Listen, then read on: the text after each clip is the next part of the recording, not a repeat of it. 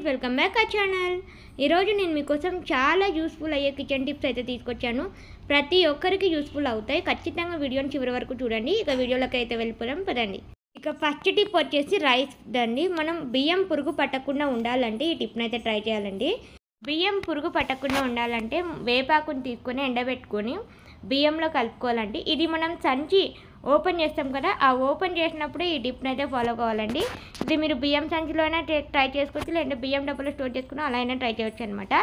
ఇంకా next tip వచ్చేసి eggs అనమాట. గుడ్లు ఉడికించుకునేటప్పుడు ఒకదానికి టచ్ అయ్యి పగులుతూ ఉంటాయి కదండి, అలా పగలకుండా ఉండడానికి ఈ టిప్ని అయితే ట్రై చేయండి.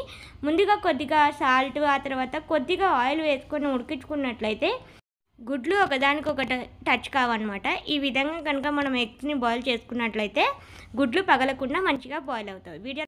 నెక్స్ట్ టిప్ వచ్చేసి మనకి గోధుమ పిండి ప్యాకెట్లు ఉంటాయి కదండి, అవి పడేయకుండా దాన్ని మంచిగా 3 సైడ్స్ కట్ చేసుకొని ఈ విధంగా ఓపెన్ చేసి పెట్టుకొని మనము కిచెన్ షెల్ఫ్లకి కవర్ ర్యాపర్స్ లాగా యూజ్ చేసుకున్నట్లయితే చాలా బాగా యూజ్ అవుతాయండి.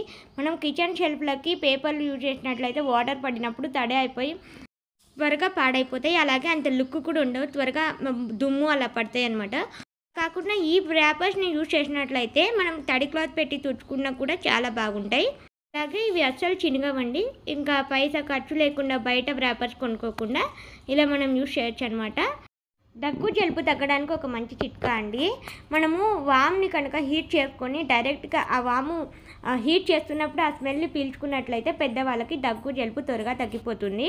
ఇంకా చిన్నపిల్లలకైతే ఆ వామ్ని హీట్ చేసిన తర్వాత ఒక చిన్న క్లాత్ అనేది తీసుకొని ఆ క్లాత్లో ఆ వామ్ అనేది హీట్ చేసిన వామ్ అనేది తీసుకొని దాన్ని ఛాతీ దగ్గర కానీ వెనక వీపు భాగం పైన కానీ కొద్దిగా ట్యాప్ చేస్తున్నట్లు పెట్టినట్లయితే మీకు ఆ చిన్నపిల్లలకు ఉన్న దగ్గు జలుబు త్వరగా తగ్గిపోతుందండి. ఇక నెక్స్ట్ టిప్ వచ్చేసి మన ఇంట్లో పెన్ క్యాప్స్ వేస్ట్గా పడి ఉంటాయి కదండి. పెన్ అయిపోయిన వెంటనే పెన్ క్యాప్స్ని కూడా పడేస్తూ ఉంటాం. అలా పెన్ క్యాప్స్ని పడేయకుండా ఈ టిప్ని అయితే ట్రై చేయండి, చాలా బాగా యూజ్ అవుతాయి. మనం బట్టలు వాష్ చేసిన తర్వాత దానిలో క్లిప్లు పెట్టుకుంటూ ఉంటాం కదండి, అలా క్లిప్పులు పెట్టుకునే బదులు ఈ విధంగా పెన్ క్యాప్లను కనుక తొలగించినట్లయితే వీడియోలో చూపిస్తున్నట్టుగా తొలగించుకున్నట్లయితే ఇది మంచిగా క్లిప్పుల్లాగా కూడా యూజ్ చేసుకోవచ్చు అనమాట. బట్టలు చూడండి ఊడట్లేదు. ఈ టిప్ని ఖచ్చితంగా ట్రై చేయండి. ఇంకా నెక్స్ట్ టిప్ వచ్చేసి యూట్యూబ్లోనే ఎవరు చెప్పని టిప్ అండి. ఇంతవరకు ఎవరు చెప్పలేదు, 99% మందికి కూడా తెలియదు అనుకుంటున్నాను ఈ టిప్ కనుక మీకు తెలిసినట్లయితే కామెంట్ సెక్షన్లో ఖచ్చితంగా కామెంట్ చేయండి. చాలా యూస్ఫుల్ టిప్. ఇన్నాళ్ళు ఈ టిప్ తెలియక ఇంత బాధపడ్డాం, ఇంత కష్టపడ్డాం, ఇంత టైం వేస్ట్ చేసుకున్నామని అనుకుంటారు. అంత యూస్ఫుల్ టిప్ అనమాట మటన్ టిప్.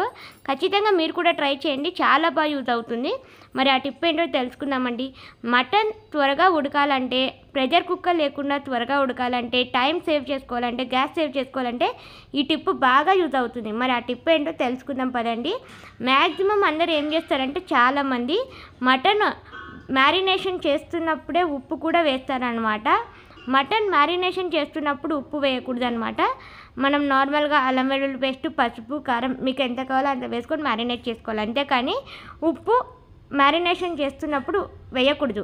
ఇలా ఉప్పు కనుక మ్యారినేట్ చేసేటప్పుడు వేసుకున్నట్లయితే మటన్ త్వరగా ఉడకదండి. మరి మటన్లో ఉప్పు ఎప్పుడు వేయాలంటే ఇప్పుడు తెలుసుకుందామండి. మ్యారినేట్ చేసినప్పుడు మాత్రం ఉప్పు అయితే అస్సలు వేయకూడదండి. మటన్లో ఉప్పు ఎప్పుడు వేస్తే త్వరగా కుక్ అవుతుందో తెలుసుకుందాం. మటన్ 50% కుక్ అయిన తర్వాత ఉప్పు వేసుకున్నట్లయితే మటన్ త్వరగా ఉడికిపోతుంది. ఇలా చేసుకున్నట్లయితే ప్రెషర్ కుక్కర్ వాడాల్సిన అవసరం లేదు, టైం వేస్ట్ అవ్వదు, గ్యాస్ కూడా సేవ్ అవుతుంది. ఈ టిప్ కనుక మీకు నచ్చినట్లయితే ప్లీజ్ లైక్ చేయండి, షేర్ చేయండి, అలాగే సబ్స్క్రైబ్ చేసుకోండి మన ఛానల్ని. మరి మటన్ టిప్ నచ్చినా మీరు కూడా ట్రై చేస్తారా? వీడియో నచ్చితే like, share and subscribe. Bye friends, మరొక మంచి వీడియోతో మళ్ళీ కలుసుకుందాం. అంతవరకు సెలవు.